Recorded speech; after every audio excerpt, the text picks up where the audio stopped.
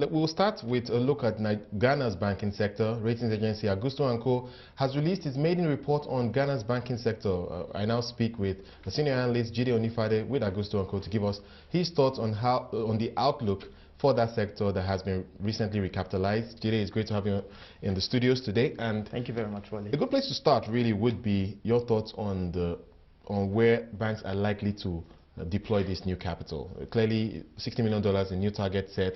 We've seen the locals comply, we've seen the foreigners comply, and the target I've heard is that $100 million is what new banks that are looking to go into the Ghana market need to raise if they want to get exposure to this market. So your thoughts on where the banks are going to put the money. We've seen in Nigeria, a lot of them put it into a branch expansion, IT.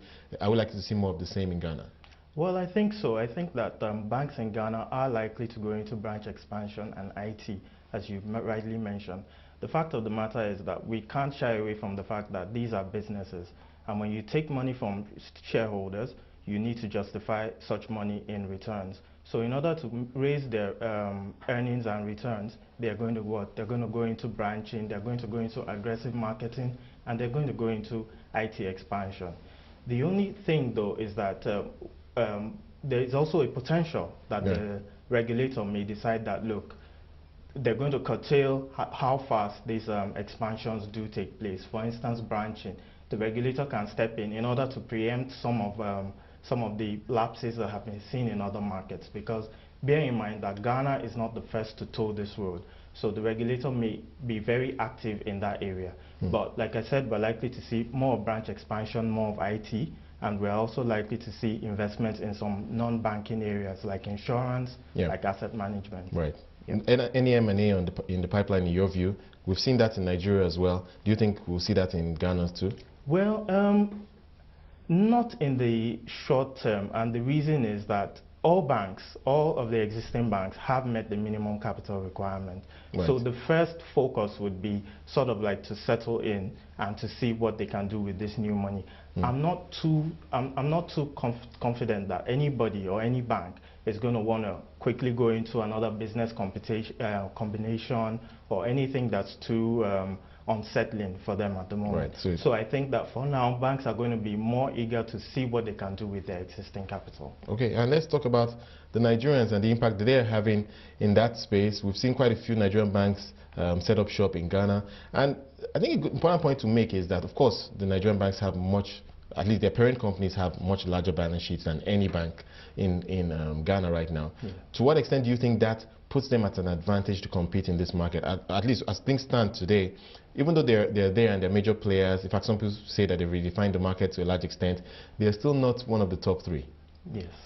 Well, the way I see it is, I wouldn't say that Nigerian banks in Ghana are at any undue advantage because their parent companies have, large balance sheets. Because bear in mind that the flow of funds to those companies has been restricted. CBN has already said in Nigeria that you can't exactly just take out capital at your own free will anymore. Right. Now, all banks are on a level playing field, $60 million. So I think that everybody is on like an equal pedestal. I don't see any undue advantage being that Nigerian banks would have in this space.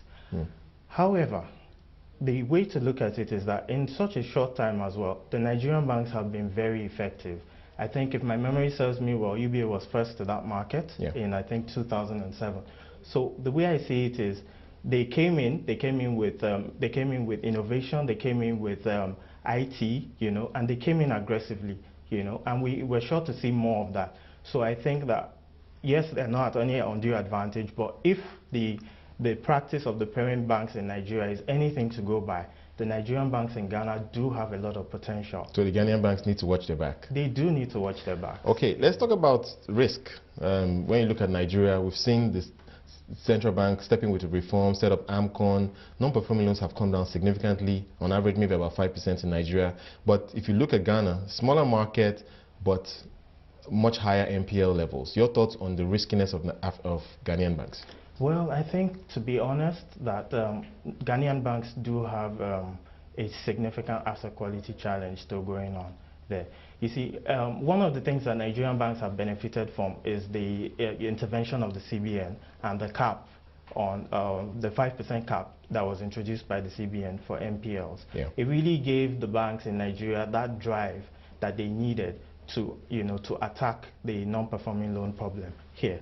We haven't seen any of that. We haven't seen any regulatory input, so to speak, in the area of NPLs or risk in Ghana. Yes, there's talk of implementation of Basel II, which we think should do well for them. But the fact is, in terms of the regulator actively saying, look, I want to see your NPLs at a certain low level by a certain date, we haven't seen any of that. Right. So I think that there's a lot of, how will I put it, there's a lot of asset quality issues in Ghana. We have NPLs still as high as 21%. Right. We have some banks that are doing 40% NPLs as of now.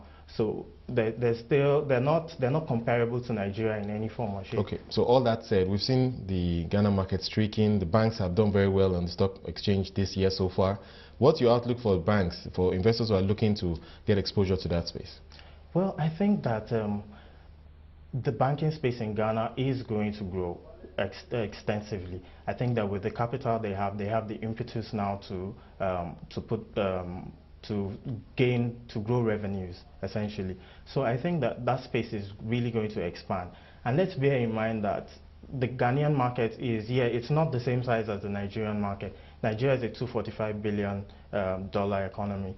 Ghana on its own is about 40 billion, right? And the entire population there is just about 25 million people. But that said, there's still a lot of opportunity, because the way we see it, I'm certain that not more than 500,000 of the Ghanaian population is actually banked. 500,000 people to 1 million. So there's just so much opportunity in there. There's so much ground to cover. There's so much opportunity for growth. And I think that we're likely to see new investors enter that market. We understand that there are new licenses that have been issued. Royal Bank has been given a full license, and we have 2 other banks that have been given provisional licenses. So we are likely to see more people or more banks come into that market to try and benefit from the existing opportunity. Well, if the stock exchange performance is anything to go by, clearly the investors share your optimism that this should be a good space to invest in. Thank you so much, Jide, for joining us. Jide Onifade from Agusto and Co, sharing thoughts on Ghana's banking sector.